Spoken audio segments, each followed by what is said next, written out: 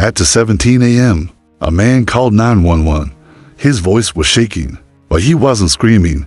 He wasn't begging for help. He sounded like someone trying to stay calm while something terrible was happening right in front of him. And then he said a sentence so strange that the operator stopped speaking, because he didn't say someone broke in. He didn't say there's a man in my house. He whispered, "Can you hear it too?" Welcome to Dark Case Files, where we open the darkest investigations, one file at a time. Tonight's file is known as the Riverside Call, a case that began like a normal emergency call and ended with a man vanishing into thin air inside his own home. And the only thing left behind was a phone and a sentence circled in red ink. "It knows my name." Daniel Carter was 31 years old. He worked a quiet office job. He had no criminal history, no enemies, no known mental health issues, no signs of drug use. He wasn't famous. He wasn't rich. He wasn't someone the world would ever notice. And he lived alone in a small house in Riverside County, a normal neighborhood where nothing happens until it does. On the night of the call, he ate dinner, watched TV, scrolled on his phone, then went to bed.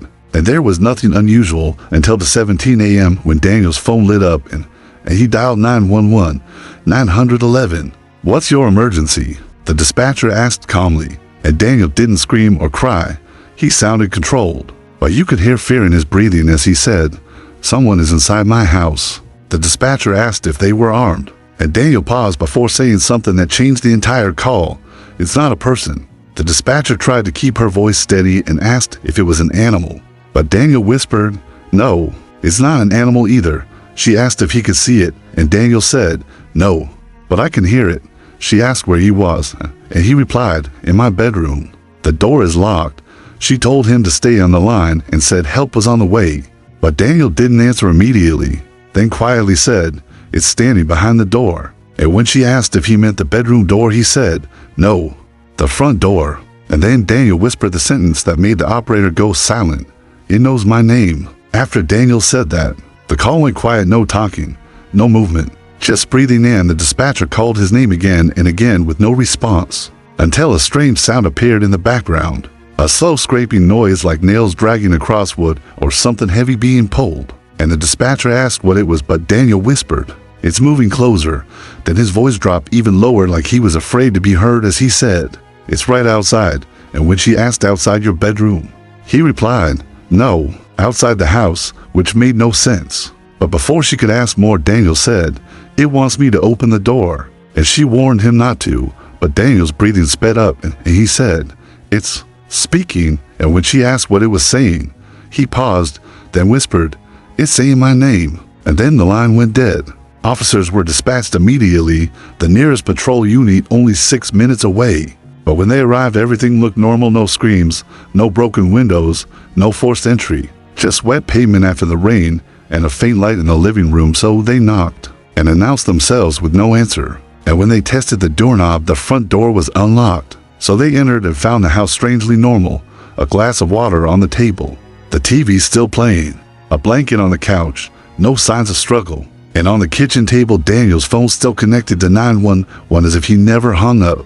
And they searched every room: bedroom empty, bathroom empty, closets empty, back door locked, windows secured. The house was sealed, yet Daniel was gone. Detectives treated it as a possible kidnapping, but there was no evidence, no missing valuables, no motive. And neighbors mostly heard nothing, except one woman who said she heard faint knocking around 15 a.m. 3 knocks, silence, then 3 knocks again, something she assumed was harmless at the time. And then investigators checked the security cameras, expecting to see an intruder or Daniel leaving.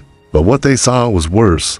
At 2:16 a.m., Daniel appears walking toward the front door cautiously, stopping like he hears something, reaching toward the doorknob, then stepping back suddenly. And at exactly 2:17, the camera glitches for 2 seconds static. Noise, and when the video returns, the hallway is empty. The door is closed. Daniel is gone. No one enters, no one leaves. As if he vanished in those 2 seconds, and detectives replayed it endlessly, slowed it down, zoomed in, enhanced it, but found nothing, which led to the terrifying idea that either Daniel left the frame in a way nobody could explain, or someone knew exactly how to exploit those 2 seconds. The dispatcher was interviewed again, shaken, saying Daniel's fear sounded real, as she revealed that during the call she thought she heard something else in the background. Not footsteps, not an animal, a voice low, faint, like a whisper, and when detectives reviewed the audio they found it. A second voice, not Daniel, whispering only one word. Daniel, his name, older and colder, close to the phone as if it was inside the house near him. Theories exploded: panic, staged call, kidnapping, but none explained the glitch or the sealed house. And then 3 days later, the case turned even darker when Daniel's car was found 40 miles away, near the edge of a forest, parked neatly with the keys inside. No blood, no damage, no fingerprints except his. And inside the car was one thing: a printed transcript of the 911 call. Every word, every pause, typed perfectly, with one sentence circled in red ink: "It knows my name." A transcript that was never released publicly and only police had. Yet it was there in Daniel's car, raising one final question: who printed it and why? To this day, Daniel Carter has never been found. No body, no suspects, no motive, only a classified 911 call, a 2-second video glitch, and a case file labeled unexplained. And if you want the next file, subscribe to Dark Case Files, because we open a new investigation every week. And comment below, what do you think happened to Daniel? Was it a kidnapping, a staged disappearance, or something nobody wants to admit? Because the next file is even darker,